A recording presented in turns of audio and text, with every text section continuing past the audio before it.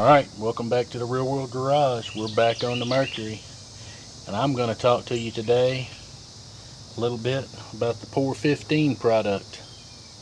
I see a lot of people out there that show where it has failed, and I'm going to give you my opinion as to why I think it did. Y'all come along.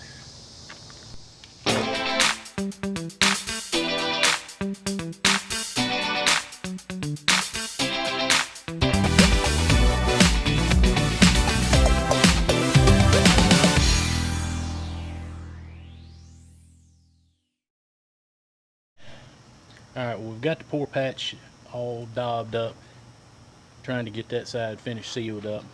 What I came to talk to you about today is the POR-15 and why I think, in my opinion, that the POR-15 fails in certain applications. Okay, the first mistake I see a lot of people make is they try to use this product on fresh steel, non-rusty steel.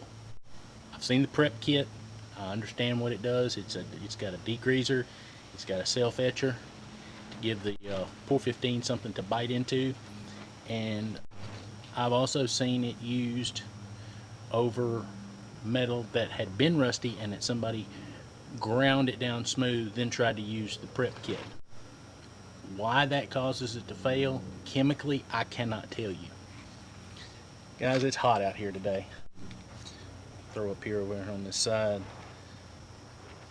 real quick what the temperature was when I came out here to film this. But anyway, the POR-15 product is just what it says, and that is paint over rust. And I know that makes a lot of people cringe when they hear it, but follow with me as I talk about this. Okay, this area right here, I need to get my blower nozzle. I'll do that real quick, and then I'm gonna bring you in for a close-up look. Just hang on.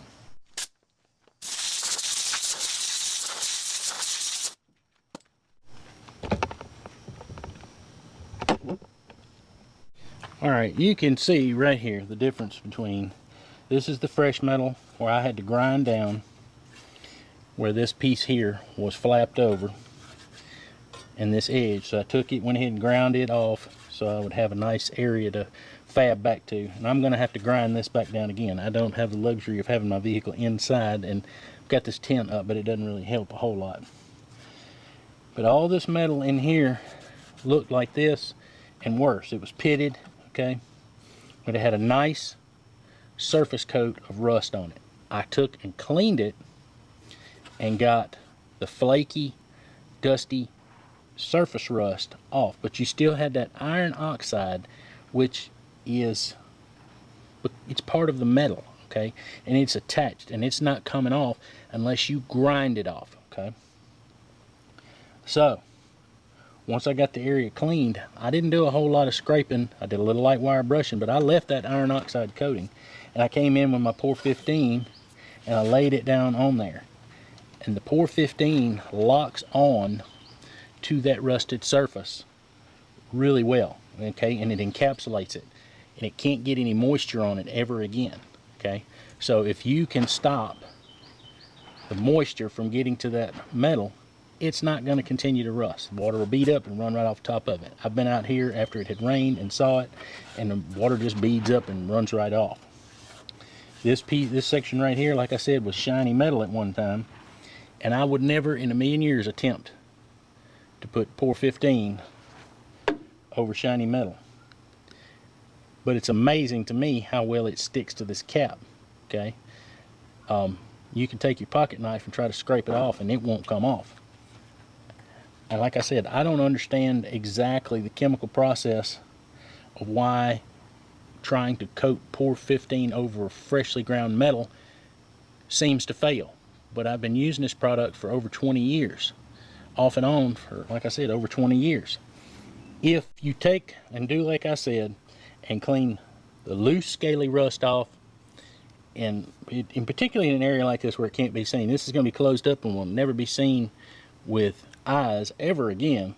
Okay, this will stick, this will stay, this will not peel off. It doesn't matter how much water you put it in and how much atmosphere it sees. It's going to be protected from sunlight, so it can't be damaged by sunlight, because this POR-15, this particular product they have here, is not UV resistant. So if it gets direct sunlight shining on it all the time, it can get a chalky film. They say that it doesn't affect it as far as its rust encapsulation and prevention. It can just get a discolored, according to what POR-15 says. So let's get into the next segment where I talk about another reason I see it fail. All right, let's talk about real quick about one of the other reasons I have seen the POR-15 fail. I'll give you an example. My father-in-law, when we were redoing that 1954 Ford two-door club coupe, if you've been around my channel, you've probably seen it. That's a car we did back from, we started on it in 94, worked on it up until 2004, and until it was completed. All right, one of the places my father-in-law wanted to use this product is he wanted to paint and coat and protect the differential in that car. He cleaned it, and I mean cleaned it well. There was nothing left on it. It was spotless. You could have eaten off of it. Now, he painted it, and I would say maybe a year down the road, had an axle seal leak, and I got under it to check the gear oil in it and all that. Well, I got to looking at the rear end. The POR-15 was coming off in sheets and chunks. I mean, just peeling off of the rear end. And I've seen that a couple other times since then as well. And what it seemed to come down to is it had a couple things going there. It was porous metal, it was like cast, and it was metal that had been either submerged or constantly bathed in motor oil.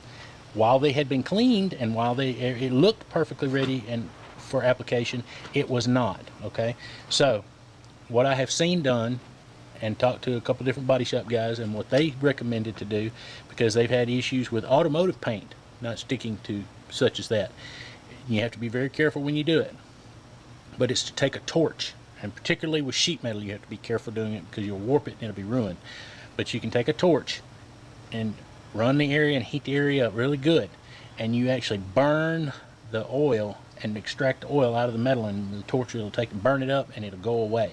And then you can take and come back and clean it again and do your prep on it, and then apply the POR-15, and then you won't have the problem with the POR-15 a year or so down the road lifting because of oil impregnation.